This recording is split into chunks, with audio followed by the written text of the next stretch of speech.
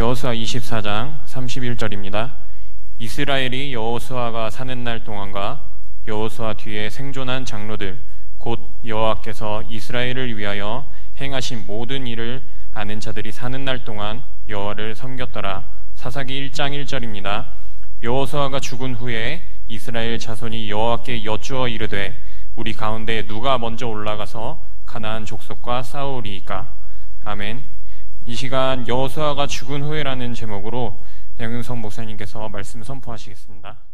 우리 옆에 사람과 함께 인사 나눕시다. 1만 성여의 응답을 받읍시다. 1만 성여의 응답을 어떻게 받아야 될지를 계속 묵상하시고 말씀을 꼭 받으시기 바라고요. 우리 또 한번 인사합시다. 우리는 세계 복음화의 주역입니다.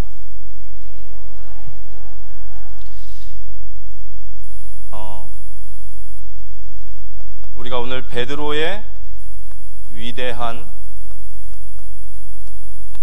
신앙 고백을 말씀으로 받았습니다.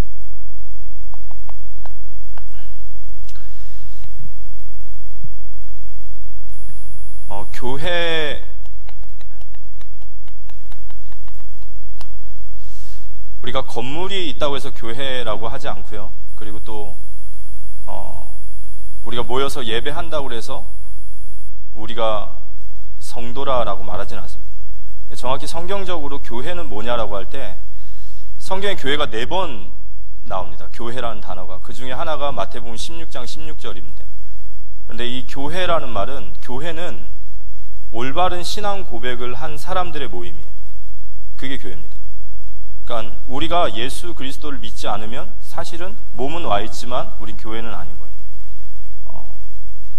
그래서 우리는 올바른 신앙 고백을 해야 됩니다. 마태복음 10장 16절에 주는 그리스도시요 살아계신 하나님의 아들이십니다. 우리 모두 다 이 고백을 한 줄 믿습니다. 주는 그리스도시요 살아계신 하나님의 아들이십니다. 이게 신앙 고백이에요. 신앙은 믿음이라는 겁니다. 우리의 믿음, 우리가 지난주에 오직 의인은 뭘로 산다고 그랬죠? 믿음으로 말미암아 살리라. 우리가 뭘 믿고 사냐면 이걸 믿는 거예요. 그러니까 모든 환경 속에 우리는 이걸 고백하는 겁니다. 주는 그리스도시요 살아계신 하나님의 아들이십니다. 무슨 말이죠? 주님, 지금 주님이 우리의 주인이십니다. 고백해야겠죠. 어떤 일을 하든지 간에 어떤 선택을 하든지 간에 주인이 누구신가? 지금 내가 주인인가? 주님이 주인이신가? 주는 그리스도시요 살아계신 하나님의 아들이십니다. 우리 신앙의 감사와 기쁨이 어디서 나오죠? 그분이 우리의 구주 되세요. 우리를 핏값으로 사신 바로 예수가 그리스도십니다. 거기에서 우리의 신앙의 감사와 기쁨이 나오죠. 길게 얘기하면 또 안 되니까 예배의 자리에 있음이 감격이 넘치시기를 기도합니다. 이게 영성이 약하고 신앙이 깊지 못하면요, 예배의 축복이 뭔지 몰라요. 우리가 이 자리에 앉아있는 것은, 여기에 앉아있을 수 있는 자격이 됐다라는 것은요, 우리가 그냥 앉는 게 아니에요. 그리스도께서 우리를 위하여 걸어가신 그 십자가의 길을 묵상하십시오. 우리가 이 자리에 앉아있다라는 것은요, 이건 굉장한 영광이고 축복입니다. 우리가 항상 우리의 신앙에 감사할 수 있죠. 그리고 우리 인생의 두려움과 염려 다 어디서 나오죠? 살아계신 하나님의 아들이시면 고백이 안 되는 거예요. 근심, 걱정, 염려가 여기서 다 쌓이는 겁니다. 정말로 우리의 주인, 내 인생을 책임지시고 또 나의 주인이 예수님이시고 그분이 나를 위해 십자가에 죽으신 그리스도시며 그분이 살아계신 하나님의 아들이시면 우린 거기서 맡길 수 있고 그분께 기도할 수 있는 겁니다. 이게 우리에게 정말 고백되어질 때, 이게 우리에게 각인 뿌리 체질되어져서 모든 순간에 매 순간마다 매 현장마다 주는 그리스도시요 살아계신 하나님의 아들이십니다. 주님, 이 시간 주님이 주인이십니다. 주님의 뜻이 무엇입니까? 그리고 그분의 구주되심과 하나님 되심을 인정할 때, 그때 성경은 하나님의 나라가 임한다고 해요. 하나님의 나라. 하나님의 나라가 임한다라는 것은요, 하나님의 통치가 시작되는 겁니다. 그걸 성령의 인도라고 말하는 거예요. 성령의 충만함. 성령 충만이 뭐죠? 내 인생의 주인이, 나의 인생의 구주가 살아계신 하나님이 내 삶 속에 고백되어지는 거예요. 그걸 성령 충만이라고 합니다. 성령 충만 받으면 능력 받고 이상한 거 하는 게 아니라 그리스도가 나의 주인 되심이 고백되고 그 주님의 뜻을 따르고 그 주님께 감사하고 그 하나님을 믿는 게 신앙 고백인 거죠. 그때 하나님 우리에게 주시는 게 하나님의 나라, 이걸 통치라고 합니다. 우리 신앙이 정말로 신앙 고백이 계속 되어지고 뿌리 내려지면 어떻게 될까요? 하나님은 우리 개인이 살기 원하시겠죠. 그죠? 우리가 신앙생활에는 단계가 있어요. 예를 들어서 누군가의 도움을 받고 보호를 받아야 될 단계가 있습니다. 당연히 그 단계는 있어요. 새신자니까. 그렇다고 해서 우리가 날마다 주님 앞에 서는 날까지 늘 그래야겠습니까? 늘 내가 내 신앙 하나를 제대로 챙기지 못해서 늘 넘어지고 시험 들고 맨날 그래야겠어요? 누군가 늘 졸졸졸 짜라야 다녀야겠습니까? 그건 아니죠. 우리가 정말 나 자신이 어느 곳에 있던지 간에 복음을 누리고 정말 증인되고 승리하는 그런 축복을 받으시기 바랍니다. 히브리서 5장에 보면은 때가 이미 많이 지났는데 너희가 아직도 여전히 어린 나이에 초바와 같다 그랬습니다. 우리 개인이 설 수 있어야 돼요. 내 개인이 예배할 수 있어야 되고 기도할 수 있어야 되고 내 사명도 발견하고 삶도 정리되고. 그럼 우리 맨날 우리 개인만 봅니까? 아니죠. 우리는 또 누군가를 돌보고 세울 수 있어야 돼요. 성장해야 되는 겁니다. 나 혼자 신앙생활 잘하고 나 혼자 예배 잘하고 나 혼자 뭐 다 잘하고 그거는 거기서 끝나면 안 돼요. 우린 또 누군가를 돌보고 어린 심령들과 또 우리 새가족과 이렇게 돌볼 수 있어야 돼요. 그들을 또 세울 수 있어야 됩니다. 더 나아가 우리는 공동체를 섬길 수 있어야겠죠. 더 큰 의미가 있는 거예요. 성장할수록 생각이 점점 넓어지는 거죠. 왜 교회가 이렇게 중요하지? 저는 이제 교회에 대한 정의를 내린다면 여러분 교회가 없이는 성도의 신앙은 성장할 수 없어요. 맞습니까? 그 말이 역으로 말하면요. 성도를 성장시키려면 교회가 건강해야 돼요. 교회에 없는 성도는 없단 말이죠. 그러면 점점점 생각이 점점 성숙해지고 깊어질수록 교회의 의미를 알게 되면 내가 교회를 세우는 것이 하나님이 정말 기뻐하시는 사명이구나라는 걸 알게 되는 거예요. 그래서 교회의 직분자가 되고 일꾼이 되고 교회를 위해 힘써서 가는 겁니다. 아무리 이상한 사람도 교회가 건강하고 교회가 복음으로 확 딱 정해져 있으면 세상에서 아무리 이상한 사람도 교회에 오면은 변화됩니다. 맞습니까? 근데 교회가 건강하지 못하고 힘이 없으면 외부에서 뭐가 들어오면 교회가 영향을 받는단 말이에요. 그래서 우리 교회 공동체를 세우시는데 힘쓰시기 바랍니다. 우리는 교회의 손과 유기적 공동체라는 말 들어보셨죠? 손과 발과 눈과 발가락과 다 달라요. 기능은 다르지만 모두 다 하나의 몸인 거예요. 그러면 우리 교회만 잘하면 되겠습니까? 아니죠. 이제는 우리 어딜 봐야 될까요? 세상으로 나가야 돼요. 이게 우리의 나아가야 될 방향이잖아요. 우리끼리 예배하고 우리끼리 축제하고 우리끼리 좋아서 그렇게 되면요 사도행전으로 보면 하나님이 원하라고 흩으셔요. 어떻게 흩으십니까? 스데반의 환란으로 인한 안 흩어지면 하나님 흩어버리신단 말이에요. 그러니까 우리는 개인으로부터 계속 성장해서 우린 세상을 바라봐야 돼요. 불신자들 현장을 향해 나아가야 됩니다. 그리고 우리는 다음 시대를 준비해야 되는 거예요. 제가 봤을 때는 여기에 가슴이 있는 분들은요 하나님의 사람이에요. 그러니까 우리는 하나님의 사람이 아니냐는 아니에요. 하지만 성장을 하면 결국에는 저기에 만나게 되어 있습니다. 여러분 세계복음화는 결국 렘넌트 운동입니다. 맞습니까? 렘넌트 운동이 끊어지면 세계복음화는 끊어지는 거예요. 그럼 우린 당대에 엄청난 업적을 남겨도 하나님 앞에서는 정말 열매 없는 인생이 될 겁니다. 그래서 이게 하나님의 나라의 통치를 받는 사람의 저는 길이라고 생각해요. 그러니까 이 사람이 왜 전도에 대한 가슴이 없냐, 왜 이 사람은 공동체를 품지 못하냐, 왜 이 사람은 불신자들에 대해서 후대를 품지 못하냐가 아니라 아직 성장하지 못하는 거예요. 아직 생각이 나 중심적이고 나란 중심에서 벗어나지 못하는 거죠. 하나님의 통치받는 교회는 반드시 증인될 줄 믿으시기 바랍니다. 반드시 하나님이 증인으로 세워주실 거예요. 세계복음화의 증인. 그런데 마태복음 16장 16절에 보면 이런 말씀이 있어요. 내가 내 교회를 내가 세우리라 그랬어요. 우리가 올바른 신앙 고백만 우리 현장에서 하고 그 신앙을 따라서 갈 수만 있다면 하나님은 우리를 통해서 이 시대를 살리는 하나님의 증거를 주실 줄 믿으시기 바랍니다. 여호수아가 죽은 후에라는 말씀입니다.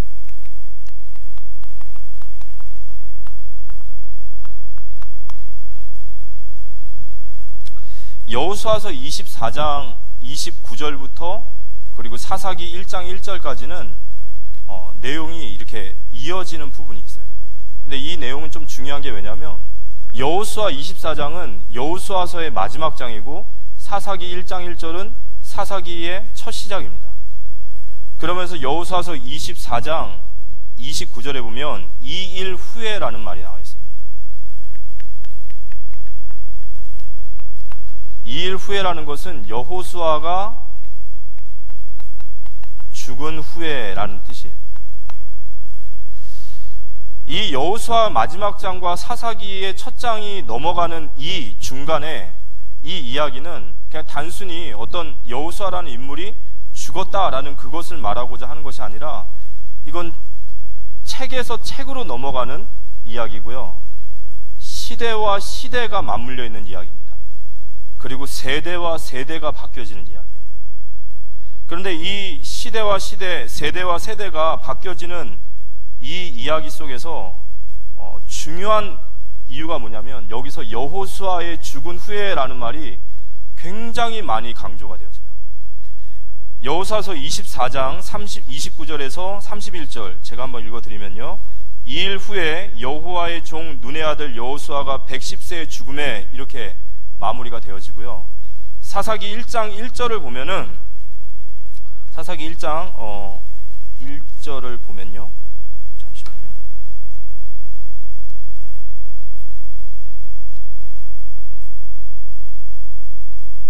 이럴 때 틀어주시면 너무 좋은데 사사기 1장 1절을 딱 해주시면 얼마나 이렇게 좋을까요? 찾겠습니다. 예. 사사기 1장 1절 여호수아가 죽은 후에 이렇게 되는 거예요. 그리고 사사기서는 2장 11절부터 본격적으로 사사기의 역사가 나오는데 그 역사가 나오기 전에 2장에 보면은 2장 8절에 보면 여호와의 종 눈의 아들 여호수아가 110세의 죽음에 이렇게 나와 있어요.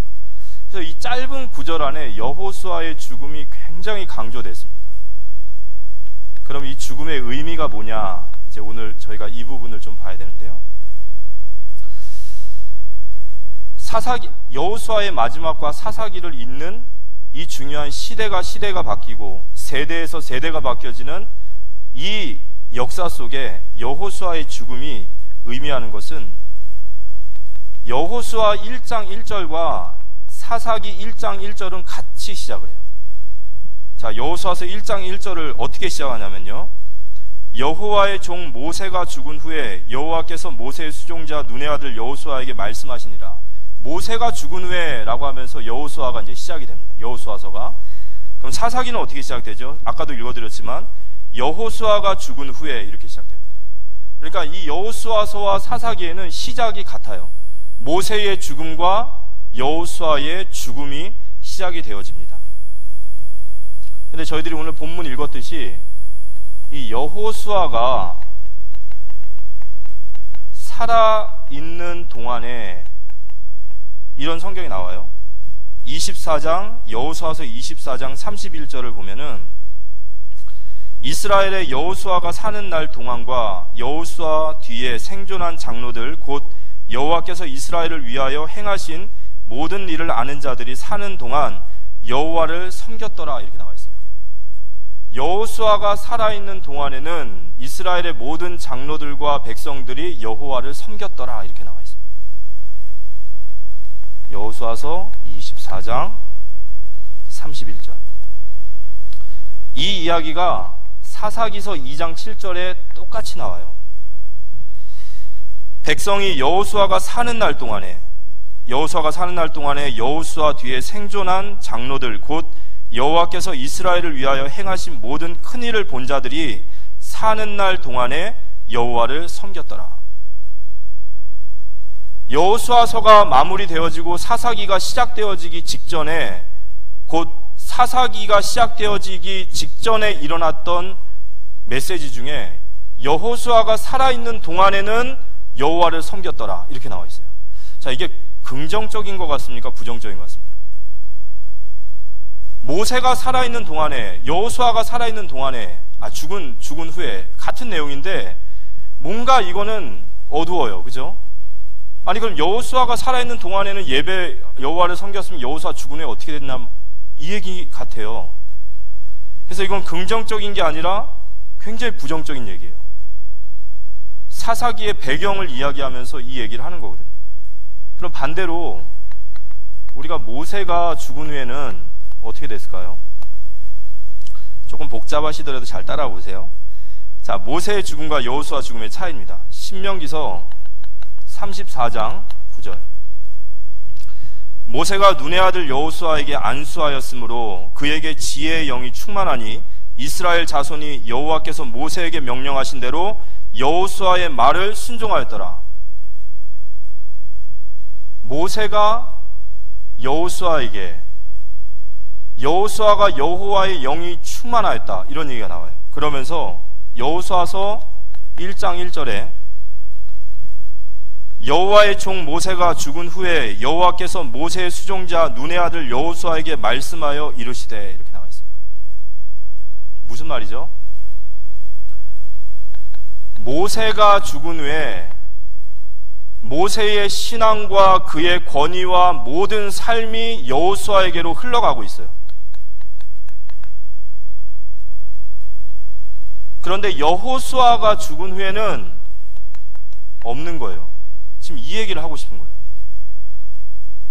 여호수아라고 하는 가나안 땅 정복의 그 어마어마한 역사 이전에 모세가 죽은 후에라는 말이 나오죠. 근데 모세가 죽은 후에 눈의 아들 여호수아가 그 다음 리더십을 잡는 거예요. 모세의 권위와 신앙과 삶이 그대로 흘러가고 있는 거예요.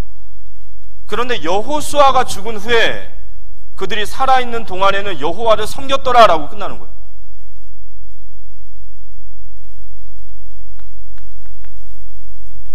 한마디로 말해서 신앙이 계승되지 않은 거예요. 여호수아가 살아있는 동안에는 어마어마한 기적과 역사들이 일어났습니다. 그런데 여호수아가 죽은 이후에는 신앙이 계승되지 않았다. 이게 사사기의 배경이에요. 사사기는 뭐냐면요, 신앙이 계승되지 않은 시대라는 배경을 가지고 있어요. 사사기 시대는 어느 날 하늘에서 뚝 떨어진 시대가 아니에요. 역사는 반드시 연속성을 가지고 있다란 말이에요. 어느 날 사사기가 온 게 아닙니다. 역사의 연속성 속에서 사사기라는 시대가 온 거죠.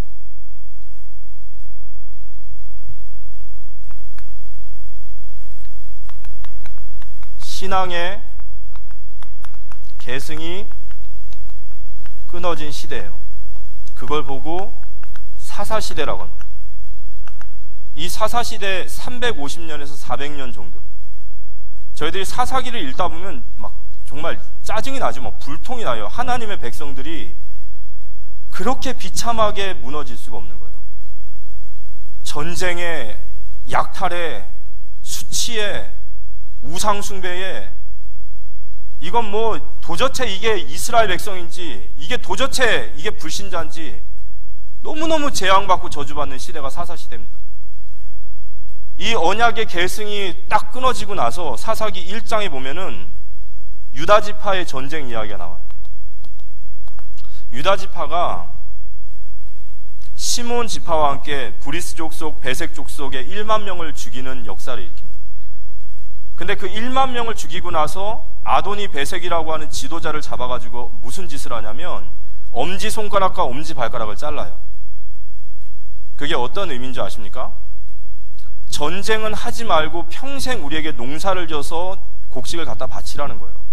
그게 가나안의 풍속인 거예요. 벌써 이미 이스라엘 나라에 가나안 풍속이 들어오기 시작합니다. 그리고 나서요, 사사기 1장 한번 보시겠어요? 그냥 펴 놓으시기만 하시면 제가 읽는 건 제가 하겠습니다. 사사기 1장 6절에 보면 아도니 베색이 유다가 엄지손가락 발가락을 잘랐다. 여기서부터 약간 이상한 거예요. 아, 이거 물들기 시작하는구나. 가나안의 풍습이 그들에게 들어가는구나. 11장 19절에 보면요, 베냐민 지파가 산지에서 철병거를 만나가지고 쫓아내질 못해요. 28절에 보면 므낫세 지파가 베스안 둘 이블로함과 무깃도에서 주민들을 쫓아내지 아니하였더라, 이렇게 나옵니다. 이 사사기 보시면요, 쫓아내지 못한 것과 아니한 것이 있어요. 왜 쫓아내지 않았을까요? 가나안 땅의 문화에 그게 너무 매력적인 거예요. 그들을 노역 삼고 그들의 문화를 차마 그들 손으로 박살 못 내는 거예요. 그 다음부터 계속 나와요. 스불론 지파, 30절에 스불론 지파가 가드, 나할 주민들을 쫓아내지 못하고, 아셀 지파가 쫓아내지 못하고, 가나안 족속을 쫓아내지 못하고, 33절 납달리 지파가 베세메스에서 주민을 쫓아내지 못하고, 단 지파는 아모리 족속을 쫓아내지 못하고, 계속 못 쫓아내요. 그럼 저희들이 이런 생각을 할 수 있어요. 아니, 전쟁이라는 것은 하면 이길 수도 있고 질 수도 있지 않냐? 맞습니까? 아니, 우리가 세상 살다 보면 하나님의 자녀가 세상을 정복할 수도 있고 못할 수도 있지 않냐? 아니에요. 여호수아의 가르침이 뭐였죠? 이미 이 땅을 너희에게 주었노니 하셨어요. 여호수아는 가나안 땅을 어떻게 정복하라고 했죠? 그들이 철병거가 있다고 진 겁니까? 아니에요. 가나안 땅 정복은 칼이나 창이나 전략이나 무기나 수로 싸우는 싸움이 아니라 하나님의 말씀에 순종하면 확인되어지는 응답의 자리인 줄 믿으시기 바랍니다. 여호수아서를 읽어보세요. 그들이 칼과 창으로 싸워서 이긴 전쟁이 있나? 그러니까 이스라엘 백성들이 쫓아내지 못하고 나중에 심지어는 단지파는 아모리 족속에게 쫓겨가지고 산으로 도망가요. 왜 이런 일이 있냐? 이스라엘이 힘이 없어서 그렇습니까? 우리가 만약에 진짜 그렇게 가르치면요, 진짜 우리는 큰일 나는 거예요. 다윗이 골리앗 앞에 섰을 때 얘기했습니다. 너는 칼과 창과 단창으로 내게 나오지만 나는 만군의 여호와 이름으로 나가노라. 맞습니까?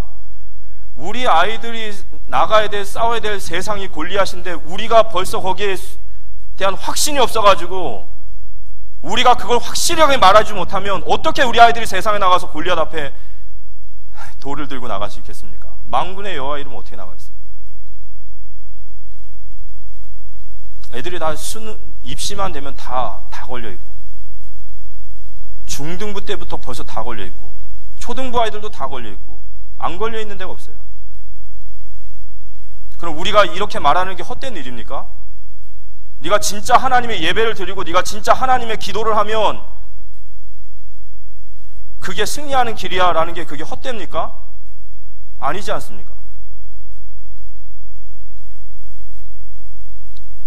저는 이 중등부부터 대학 청년부까지 지금 대학부까지 꽤 오랜 시간을 사역하다 보니까요, 그렇게 안 되더라고요. 하나님 떠나서 예배 실패하고 기도의 자리 놓치고 열심히 해보십시오. 하나님이 그 자녀를 사랑한다는 증거로 하나님이 그 길을 막으세요. 그럼 우리 막는다고 뭐라 하죠? 그게 하나님의 사랑인 줄 믿으시기 바랍니다. 우리가요, 렘넌트 운동을 확실하게 해야 됩니다. 희미해졌잖아요. 유다 지파가 희미해진 거예요. 처음에는 그 간격이 크지 않아요. 그런데 그 작은 것이 나중에 괴물이 돼서 어떻게 되는지 보십시오. 마지막에 이렇게 신앙의 계승이 끝나서 쫓겨가고 계속 쫓겨가다가 나중에 이 얘기가 나와요. 이스라엘이 하나님을 버리다, 이렇게 나와요. 사사기서 2장 11절 한번 보십시오. 사사기서 2장 11절에 좋은 성경은 거기에 이렇게 주제가 나와 있는데 한번 읽어보시겠습니까? 한번 읽어보세요. 사사기서 2장 11절 위에 이렇게 주제가 나와 있어요. 한번 거긴 안 나옵니다. 성경에만 나와 있어요. 예, 여기 이렇게 나와 있어요. 이스라엘이 여호와를 버리다. 사사기 2장 11절에서 제가 14절까지 한번 15절까지 한번 읽어보겠습니다. 이스라엘이 어떻게 되냐면요, 이스라엘 자손이 여호와의 목전에 악을 행하여 바알을 섬기며 애굽 땅에서 그들을 인도하여 내신 그들의 조상들의 하나님 여호와를 버리고 다른 신들 곧 그들의 주위에 있는 백성의 신들을 따라 그들에게 절하여 여호와를 진노하게 하시게 하였으되 곧 그들이 여호와를 버리고 바알과 아스타롯을 섬겼으므로 여호와께서 이스라엘에게 진노하사 노략하는 자의 손에 넘겨주사 그들이 노략을 당하게 하시며 또 주위에 있는 모든 대적의 손에 팔아 넘기심에 그들이 다시는 대적을 당하지 못하였으며. 이스라엘이 하나님을 버려요. 이게 바로 사사기의 역사입니다. 거기에 중요한 포인트가 뭐죠? 여호수아가 죽음에. 사사기서 2장 6절에서 10절, 우리가 보통 사사기의 배경을 얘기하죠. 사사기가 왜 이렇게 시작됐냐? 우리 같이 한번 읽어봅시다. 사사기서 2장 6절 10절 같이 읽어보겠습니다. 시작. 전에 여호수아가 백성을 보내매 이스라엘 자손이 각기 그들의 기업으로 가서 땅을 차지하였고 백성이 여호수아가 사는 날 동안과 여호수아 뒤에 생존한 장로들 곧 여호와께서 이스라엘을 위하여 행하신 모든 큰일을 본 자들이 사는 날 동안에 여호와를 섬겼더라. 여호와의 종 눈의 아들 여호수아가 110세의 죽음에 무리가 그의 기업의 경내 에브라임 산지 가하스산 북쪽 딥나 헤레스에서 장사하였고 그 세대의 사람도 다 그 조상들에게 돌아갔고 그 후에 일어난 다른 세대는 여호와를 알지 못하며 여호와께서 이스라엘을 위하여 행하신 일도 알지 못하였더라.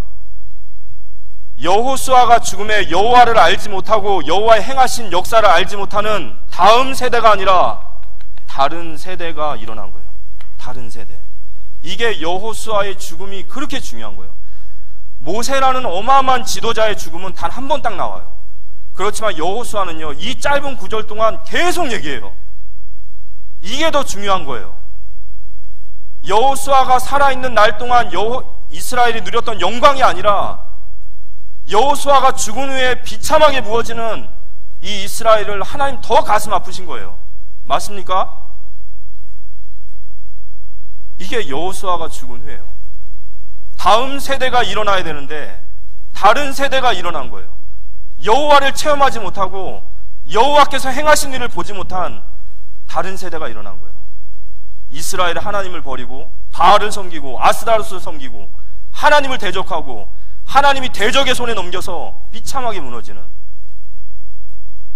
우리가 여호수아의 죽음을 그냥 넘기면요, 저희 역시도 후대의 이 상황이 됩니다.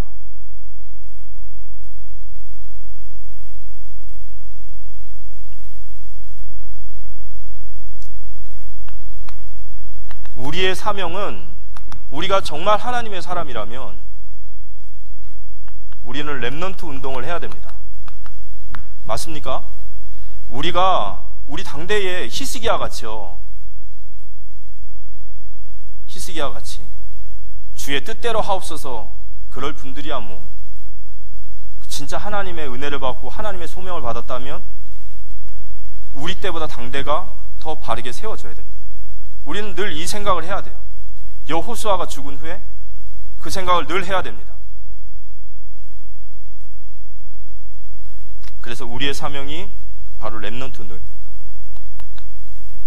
이번 7월 23일부터 24일까지요, 우리가 SRC를 이제 진행을 합니다.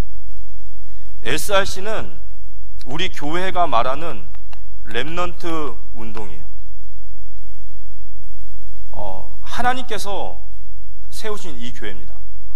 그리스도께서 머리 되신 이 교회십니다. 맞습니까? 그 교회에서 렘넌트 운동이라 말을 하는 거예요. 하나님이 우리에게 주신 렘넌트 운동이에요. 렘넌트 운동의 우리는 구심점이라고 얘기를 합니다. 이번 렘넌트 운동의 주제가 뭐냐면요, 예레미야 33장 1절에서 3절에 일을 행하시고 만드시고 성취하시는 여호와라는 메시지 속에서 렘넌트 운동의 시작, 그 회복의 주역이에요. 그런데 여기에 이 단어 속에, 이 주제 속에 우리가 좀 붙잡고 기도해야 될 부분이 있습니다. 뭐가 있냐면요, 자, 렘넌트 운동의 시작이 뭐냐 이거예요. 저희들이 이번 대회에 기도해야 되고 받아야 될 응답이 뭐냐? 렘넌트 운동의 시작입니다. 그 렘넌트 운동의 시작이 뭘까요? 우리가 이 대회를 통해서 우리 교회가 많은 축제와 같은 분위기가 일어나고 사람들이 많이 모이고 뭐 엄청나게 좋은 퍼포먼스를 가지고 할 수 있어요. 그게 운동일까요? 저는 그렇게 배우지 않았어요. 신학교에서. 부흥, 어떤 하나님의 시작은 그런 외적인 형식적인 게 아니에요. 렘넌트 운동의 시작은 한 영혼의 깨어짐입니다. 한 영혼이 하나님 앞에서 엎드리는 거예요. 한 영혼이 그리스도 앞에 인격적으로 만나서 그 앞에 서는 겁니다. 그게 렘넌트 운동의 시작인 줄 믿으시기 바랍니다. 이게 이번 우리 SRC에서 받아야 될 우리 응답이에요. 그러니까 저는 그래서 입을 크게 열고 기도합니다. 하나님, 많은 렘넌트들과 많은 성도들에게 이 렘넌트 운동의 시작이 시작되게 하여 주시옵소서. 모든 일정 속에서 예배와 공동체 활동과 서로 교제와 포럼과 기도회와 드라마와 어떤 부분이든지 간에 한 영혼이 복음 앞에 깨어짐, 그게 하나님의 시작인 줄 믿으시기 바랍니다. 그 회복의 주역, 무슨 뜻일까요? 우리는 회복의 주역입니다. 그겁니까? 전 그 얘기 아니었어요. 저희들이 지금 기도하는 바는 그게 아니에요. 예레미야 시대 때에 예레미야는 가장 절망 가운데 있었습니다. 나라는 포로에 끌려가기 직전이었고 예레미야는 너무 가슴이 아파 죽겠는데 본인은 능력이 없어요. 시위대들에 갇혀 있으니까요. 완전히 무능해서 절망적으로 있는 상태 속에 하나님이 예레미야에게 말씀으로 임하시는 거예요. 일을 행하시는 여호와, 그 일을 지어 성취하신 여호와, 그 이름을 여호와라 하는 이가 말하노라. 너는 내게 부르짖으라. 이렇게 했어요. 예레미야는 절망 가운데, 무능한 가운데 있었어요. 그런데 하나님은 그 시대를 예레미야를 통해서 회복하신 줄 믿으시기 바랍니다. 그리고 정말로 이스라엘은 회복됐습니다. 어떻게 회복됐을까요? 예레미야는 부르짖은 거예요. 그 회복의 주역이라는 말은 네가 바로 그 회복의 주역이라는 하나님의 음성을 듣는 대회가 됐으면 좋겠습니다. 하나님이 우리 렘넌트들과 우리에게 이 얘기를 해주셨으면 하는 거예요. 비록 네 모습이 지금 그러고 네 배경이 이렇고 너가 아무 능력이 없는 것 같지만 네가 렘넌트 운동의 시작의 회복의 주역이다. 그 음성을 듣고 일어나는 우리 렘넌트들이 일어나기를 기도합니다. 이걸 두고 저는 기도하고 있어요. 모든 스태프들과 모든 교회가 함께 합력해서 기도하고 우리가 하나님 앞에 부르짖고 간구한다면 하나님 반드시 이 응답을 역사해 주실 줄 믿습니다.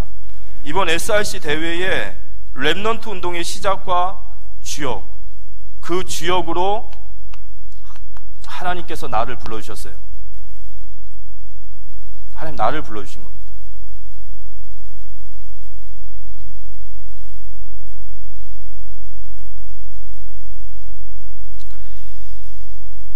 우리가 무엇을 할 수 있습니까? 라고 질문한다면요, 그건 잘못된 질문이에요. 우리는 할 수 있습니다. 그 말은 세상적인 할 수 있다라는 게 아니에요. 우리가 이 렘넌트 운동의 SRC에 마음 담고 참여하고 기도하고 우리 렘넌트들을 위해서 기도하고 섬겨준다면 무엇을 위해 섬겨야 되죠? 렘넌트 운동의 시작이 되게 하옵소서. 네가 렘넌트 운동의 주역이라는 음성 듣기 원합니다. 우리가 그렇게 한다면 하나님은 그 일에 역사하실 겁니다. 왜냐, 우리가 이 시대의 예레미야거든요. 너 한 사람이라도 부르짖을 때 하나님이 역사하신다 하셨거든요. 우리는 할 수 있어요. 인간적인 할 수 있다 하면 된다가 아니라 하나님 우리에게 할 수 있다 말씀하십니다. 우리가 함께 모여서 기도하고 우리 렘넌트들 위해 기도한다면 하나님은 역사하실 줄 믿습니다. 제가 이번에 SRC 이제 진행팀으로서 이제 섬기다 보니까 교회가 더 보여요. 교회의 흐름이 보입니다. SRC를 시작한다고 했을 때 우리 교회의 반응, 우리 성도님들의 반응, 우리 교사들의 반응, 우리 사역자들의 반응, 그게 실제로 다 느껴져요. 어쩌다가 이게 우리 렘넌트 운동의 현 주소라고 저는 생각해요. 아니라고 생각하시면요, 제가 분명히 제 신앙을 두고 말씀드릴 수 있지만 그분은 단 한 번도 지금 렘넌트 부서에 내려오신 적이 없는 거예요. 지금 우리 렘넌트 부서 예배에는 몇 명 참여할까요? 아이들이 정말로 우리에게 언약이 계승되고 있습니까?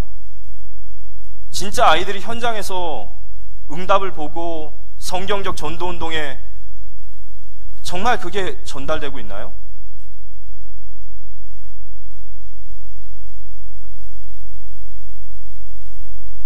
여호수아가 죽은 후에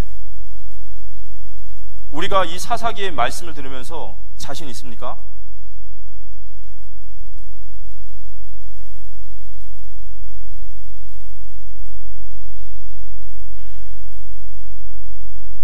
저도 그리고 우리 모든 성도들도 하나님 앞에 서야 될 시간표인 줄 믿습니다.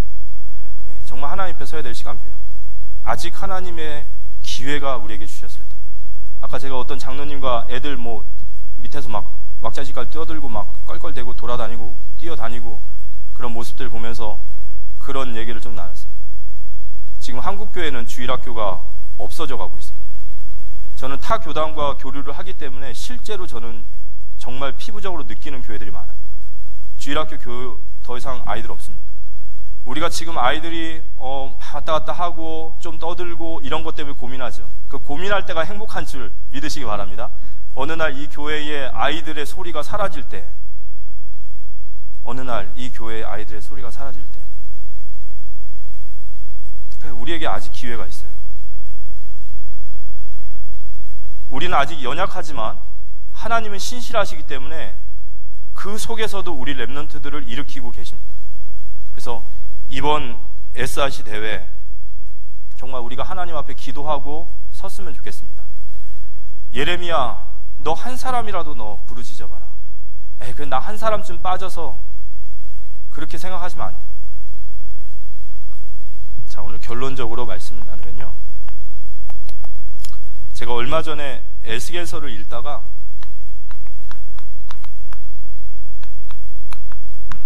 이 성경 구절을 보고 굉장히 마음에 많은 충격을 받고 기도에 대한 답을 찾았습니다. 우리가 SRC에 모여야 할 이유를 이 성경으로 좀 설명을 드린다면 한번 이 구절을 꼭 한번 펴보십시오. 에스겔서, 이거 우리 애들만 얘기하는 게 아니라 우리 집 애들도 얘기하는 거니까 꼭 보십시오. 22장 29절에서 31절. 에스겔서는 이제 포로지로 끌려가고 있는 에스겔에게 환상을 보이신 거예요. 이제 포로지로 끌려간 거예요. 그래서 그 포로지에서 포로로 끌려가는 비참한 에스겔에게 여호와의 환상이 임하는 것이 에스겔입니다. 그런데 거기에서 하나님께서 이스라엘 백성들의 죄를 말씀하세요. 그들의 선지자들이 타락했고, 그들의 제사장들이 타락했고, 그들의 고관들이 타락했고, 선지자들은 헛소리를 하기 시작하는 거예요. 하나님의 이상이 아닌데 뭐라고 헛소리하죠? 이스라엘은 건재하다, 이스라엘은 건강하다, 이스라엘은 성이 있기 때문에, 성전이 있기 때문에 절대로 하나님이 지키신다. 이게 다 거짓 소리였어요. 하나님은 이스라엘의 심판을 내리셨고 돌아와라 라는 말에 귀를 기울이지 않은 거예요. 그 후세대인 에스겔에게 이스라엘이 멸망받은 이야기를 하시면서 그들의 죄를 말하시면서 29절부터 같이 한번 읽어보겠습니다. 같이 한번 읽어보겠습니다. 이 땅 백성은 포악하고 강탈을 일삼고 가난하고 궁핍한 자를 압제하고 나그네를 부당하게 학대하였으므로 이 땅을 위하여 성을 쌓으며 성 무너진 대를 막아서서 나로 하여금 멸하지 못하게 할 사람을 내가 그 가운데 찾다가 찾지 못하였으므로 내가 내 분노를 그들 위에 쏟으며 내 진노의 불로 멸하여 그들 행위대로 그들 머리에 보응하였느니라. 주 여호와의 말씀이니라. 에스겔에게 얘기하시는 거예요. 내가 이 백성의 모든 포악함과 강탈함과 그들의 나그네 자들을 그런 학대하는 것을 보아서 여기에 심판을 내리기로 결정했고, 그래서 너희들이 심판을 받고 있는데 30절 이 땅을 위하여, 이 심판받을 땅을 위하여 성을 쌓으며 성 무너진 데를 막아서서 나로 하여금 멸망하지 않도록 기도한 그 한 사람을 찾는데 그가 없다는 거예요. 그가 없으므로 내가 멸망을 내렸다는 겁니다.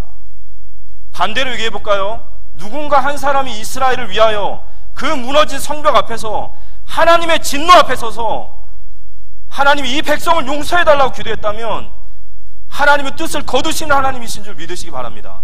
우리가 할 게 없다고요? 있어요. 우리가 SRC에 모여서 기도하는 그 기도가 하나님이 우리 렘넌트 운동의 시작과 회복을 시작할 줄 믿으시기 바랍니다. 바쁘시죠? 얼마나 바쁘십니까? 하나님의 음성이 들려지는 은혜가 임하기를 기도합니다.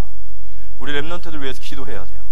우리가 기도하면, 우리가 그 무너진 성벽 아래서 기도하면, 여호와 하나님 앞에 기도하면 하나님은 뜻을 돌이키셔서 여호수아가 죽은 이에도 다른 세대가 아니라 다음 세대가 일어나게 될 줄 믿으시기 바랍니다. 하나님의 말씀이 우리에게 담겨지기를 기도합니다. 지금부터 우리가 기도하면 될 것 같아요. 지금부터. 그래서 하나님은 한 사람이라도 부르짖으 바라 하셨어요. 그래서 우리가 그 한 사람이 돼야 되겠죠. 우리가 하나님의 사람이 맞다면. 너는 내게 부르짖으라 그랬어요. 내가 내게 응답하겠고 네가 알지 못하는 크고 은밀한 일을 내게 보이리라. 5절부터 혹시 읽어보셨습니까?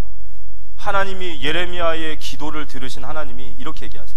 보라, 내가 이 성읍을 고쳐 낫게 하리라.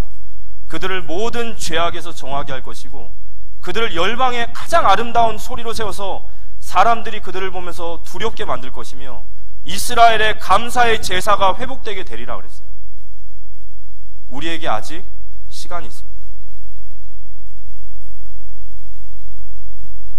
그래서 우리가 하나님의 사람이라면요, 우리는 이걸 항상 생각해야 되는 것 같아요. 여호수아가 죽은 후에, 여호수아가 죽은 후에 우리는 늘 이걸 가슴에 묵직하게 담고 있어야 되는 거예요. 다른 세대가 아니라 이 귀한 복음의 다음 세대가 일어나야 되죠. 우리 목사님 아직 힘 있으시고 건재하시고 우리 귀한 중직자분들 아직 하나님의 뜨거운 열정이 있고 우리 성도님들 은혜의 복음 안에 있을 때 이때가 하나님의 기회인 줄 믿으시기 바랍니다. 우리 후대들이 우리 당대보다 더 힘있게 일어날 수 있도록 모세의 수종자 여호수아가 일어났듯이 우리의 신앙과 우리의 모든 삶과 우리의 모든 언약이 그대로 흘러나갈 수 있도록 이번 SRC가 오랜 동안 우리 코로나를 겪었잖아요. 코로나를 지나고 나서 우리는 분명히 점수를 받았습니다. 우리의 실력이었어요. 저는 이게 마지막 기회입니다. 왜냐? 가을에 또 모른대요. 우리에게 움직일 수 있는 시간은 이거밖에 없어요. 우리가 정말 뜨겁게 기도해서 코로나도 다 박살내는 은혜가 임하기를 기도합니다. 그 회복의 주역이 바로 저와 우리 성도님이신 줄 믿습니다. 이번 SRC 다 참여하셨으면 좋겠습니다. 다 참여하셔서 꼭 같이 기도했으면 좋겠고요. 우리 렘넌트들을 위해서 기도해 주셨으면 좋겠습니다. 그리고 지금 진행되어지는 우리 SRT의 많은 렘넌트들이 있습니다. 기도해 주십시오. 스태프들을 위해서 기도해 주시고 목사님을 위해서 기도해 주시고, 그리고 우리 행정위원회 또 우리 교육위원회를 기도해 주시고, 그래서 정교인 SRC로 정말 최고의 응답받는 우리 모두가 되어지시기를 살아계신 예수님의 이름으로 기도합니다.